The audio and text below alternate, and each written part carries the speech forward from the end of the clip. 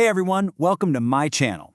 So we're going to get right into a debate that every single NBA fan has had at some point. We all agree Steph Curry is number one, right? But who's the second best shooter in the league? You probably have a name in your head right now, but I'm telling you, the stats might just blow your mind. Stick around and let's get into it. All right, so let's set the stage here. First things first, Stephen Curry, he's in a universe all by himself. I mean, he's the GOAT shooter, no debate, case closed. But the moment you take him off the board, that number 2 spot, oh man, it's a total free-for-all. And that's where things get really fun. So I gotta ask you, who's your pick? Seriously, pause for a second and think about it. Who immediately comes to mind when I say best shooter after Steph? I bet a couple of names are popping up right now. Yeah, I'm willing to bet you're thinking of some of these guys, right? You got Klay Thompson, of course, the other splash bro. You've got Luka Doncic and his unbelievable step back, the walking bucket, Kevin Durant, Paul George, Buddy Hield. I mean, the list goes on. These are the guys everyone talks about, the superstars, the legends, the usual suspects. But what if the real answer, at least according to last season's numbers, is somebody else entirely, like someone who probably wasn't even on your long list, someone who just completely flew under the radar? Okay, let's look at the actual data, because this is where it gets wild. See, being a great shooter isn't just about making a high percentage. It's about taking a ton of shots and still being accurate. That's the real test. So this table shows us the guys who shot the most threes last season. You got Curry at the top, of course. 17.5 attempts per 100 possessions is just ridiculous. But wait, look who's right there at number 2. Donte DiVincenzo. He's launching 16 threes per 100 possessions. That's a higher volume than Klay, higher than Luka, and he's still hitting over 40% of them. That combo, that is absolutely elite stuff.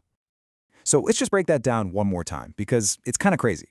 We're talking about a guy who, on a per-possession basis, shot more threes than Klay Thompson and was more accurate than Luka Doncic. When you put it like that, wow, his case is way, way stronger than you'd think. Okay, hold on. Before we crown him, we have to add a little context here, right? Because it's not just about the numbers. The type of three-pointer you take matters a lot. Not all threes are the same. So first, you've got the catch and shoot. This is exactly what it sounds like. You catch the ball, you shoot it. No dribbling. And this is Donte DiVincenzo's whole world. Over 90% of his threes were assisted. A teammate like Jalen Brunson did the hard work of creating the shot, and Donte was there to knock it down. He's a master at it. Then you have the total opposite, the pull-up jumper. This is where a player creates their own shot off the dribble. You know, the step backs, the side steps, it's way, way harder. This is what makes guys like Steph and Luka so special. They can just conjure a shot out of thin air. And I mean, this chart right here says it all, doesn't it? Look at that big blue slice. Over 90% assisted. He's almost purely a catch-and-shoot player. And look, that's not a knock, but it is why some people would say, whoa, slow down. He's not in the same category as the top guys. He relies on others to get his shots. So he's just a catch-and-shoot specialist. End of story, right? Well, not exactly. Get this. He doesn't take many pull-up threes, but when he does, he shoots 38% on them. Do you know who else shot 38% on their pull-ups last season? Stephen Curry and Luka Doncic. Yeah, the exact same percentage. So the skill is clearly there. It's just not his primary role. It's definitely not a weakness. So maybe we should stop thinking of it as a limitation and start thinking of it as his superpower. He's a master of his craft. And last season, he didn't just master it, he took it to a place we've almost never seen before. Just look at this number, 9.6. After the All-Star break last year, the Knicks got hit with a bunch of injuries, and they basically told Donte, you have the green light. So he started taking almost 10 catch-and-shoot threes a game. That's just an insane, historic amount of shooting. And to really show you how wild that is, let's compare it to the king of catch-and-shoot, Klay Thompson. Klay holds the record for a full season at 7.8 attempts per game. Donte's stretch in the second half of the season didn't just beat that, it completely shattered it. We were watching maybe the greatest catch-and-shoot heat check in NBA history. So you're probably wondering, how does he even get that many shots if he never has the ball? Well, it's pure hard work. First, the guy is a cardio machine. He just never stops moving, running over 1.5 miles on offense every game. It's exhausting just watching him. Second, he's brilliant at using what are called dribble handoffs, or DHOs, basically using a big man as a shield to get open. And third, he's just plain smart. He knows how to find those little pockets of space that defenses leave open. And like all the great shooters, he knows his spots. This chart shows you exactly where he does his damage. The right wing, 46%. The right corner, a ridiculous 52%. And it makes perfect sense when you think about it. His two best teammates, Jalen Brunson and Julius Randle, are both lefties.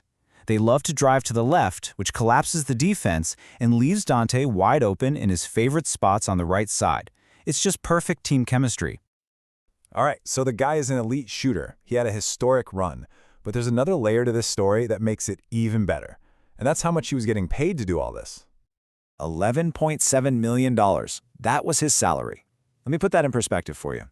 In an era where guys are signing contracts for $50, $60, even $70 million a year, getting this kind of elite production for under $12 million, it's not just a good deal. It's a highway robbery, an absolute steal. And you don't have to listen to me. This quote comes from the Knicks fans on Reddit who are watching him play every single night.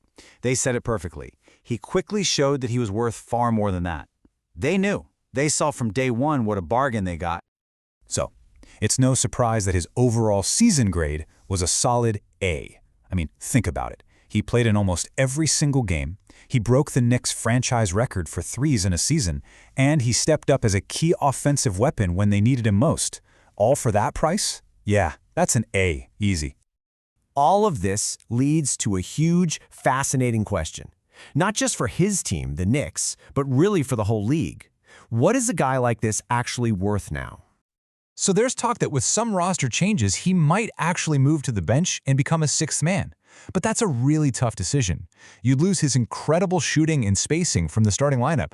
And the numbers don't lie. The Knicks' best five-man groups last year all had him on the floor. He just makes everyone else better.